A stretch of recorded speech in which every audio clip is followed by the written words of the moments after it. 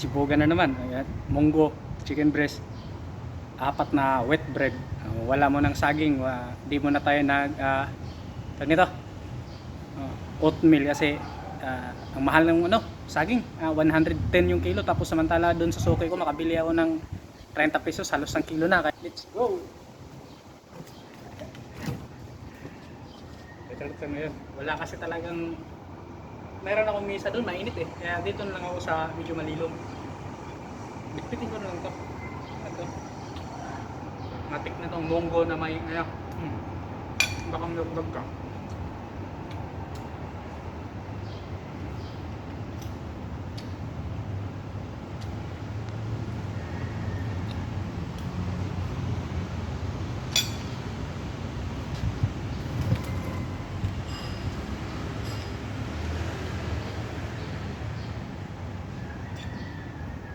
Nung una, apat na itlog. Tapos, nagbawas ako ng konti. Hindi, kailangan natin mag-adjust na naman ng konti. Konti lang. Isang piraso lang yung bawas.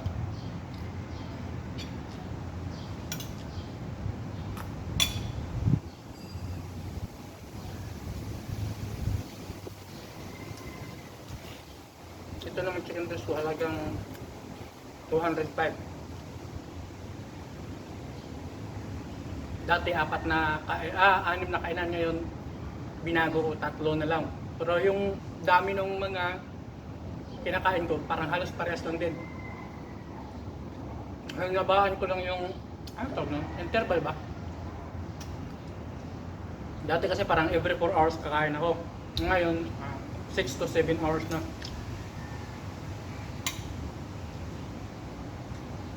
Ngayon mag-aalaon na, tapos ang target kong kain nito mga mag-alas 7 o alas 7 ng gabi. Okay, susunod na kain alas 12 or alauna na madaling araw. Meron pa pala akong bagoong na ito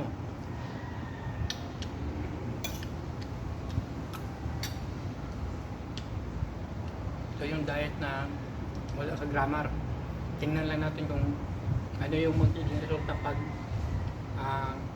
hindi maganda, backfire, failure. Next preparation, mag-adjust na naman.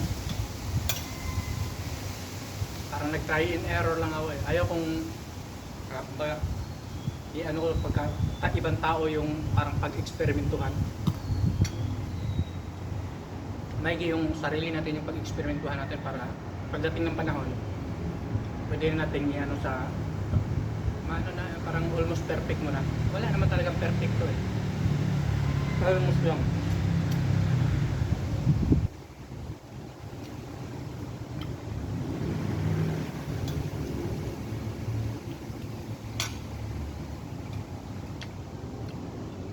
Unang-una din kasi iba't ibang katawan ng tao, iba't iba rin yung response sa bawat diet.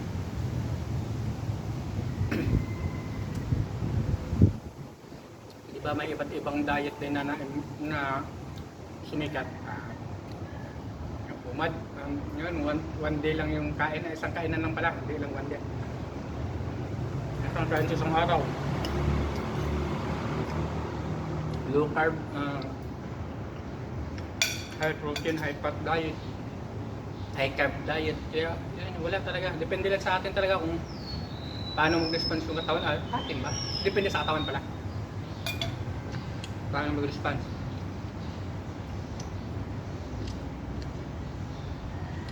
Saka isa din yung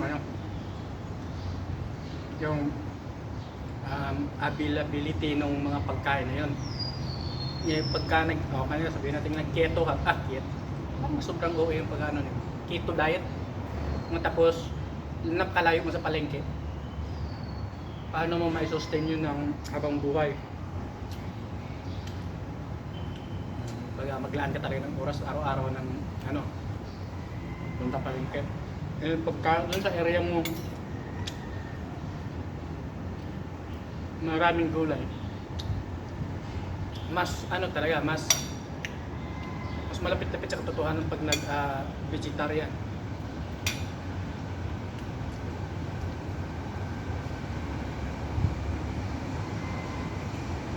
So, yun yung available na pagkain araw-araw eh. Matuloy-tuloy mo talaga yung diet mo na hanggang lifetime.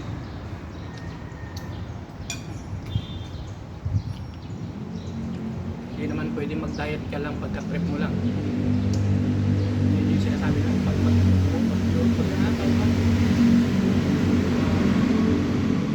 tumaba ka na, saka ka na mag-diet ulit. Pwede namang i-maintain.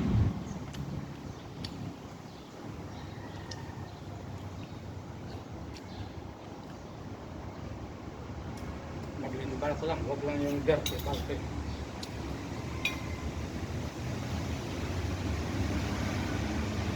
Kasi ayon sa mga chismis ng mga napanood naming bodybuilder na nag-dirty bulking, sabi nila hindi talaga healthy. Pero mahihirapan siya huminga, tumataas yung mga ganito ganyan. Mas maganda yung diet mo na lean bulking kumbaga, o i-maintain mo lang yung healthy body fat percentage.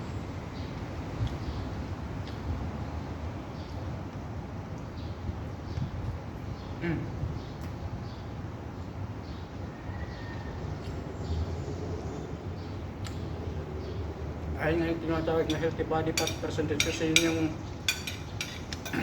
parang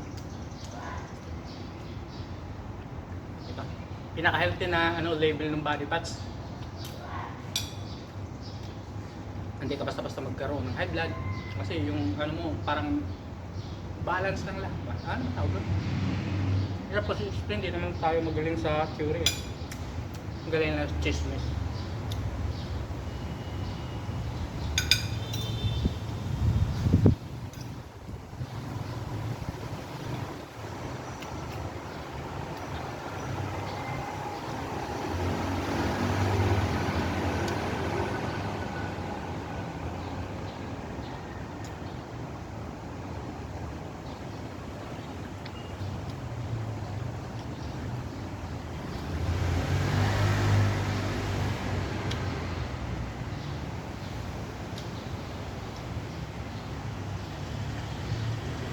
Yung chicken breast ko na di ko pinapatanggalan ng buto pa ulit ko na ito sinasabi.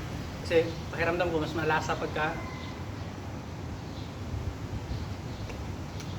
may lasa pala pagka sipsipin mo yung laman na nakakapit sa buto.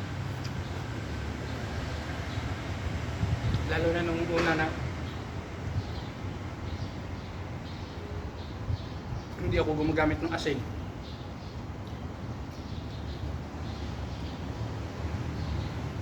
Ngayon kasi nagka-asin pa ako tapos minsan hindi rin. Parang nilalaro-laro ko. May araw na gumagamit ng asin, may araw na hindi.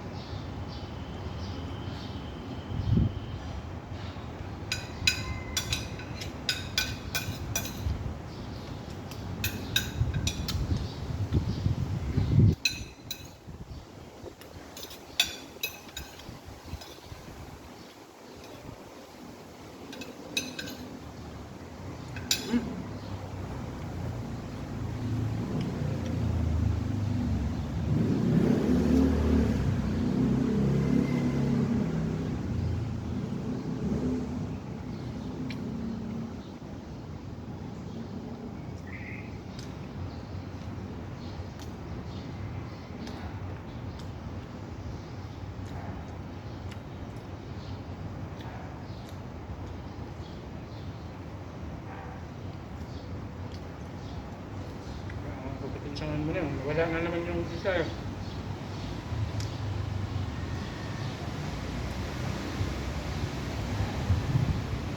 Wala tuloy akong laruan pagka gabi na.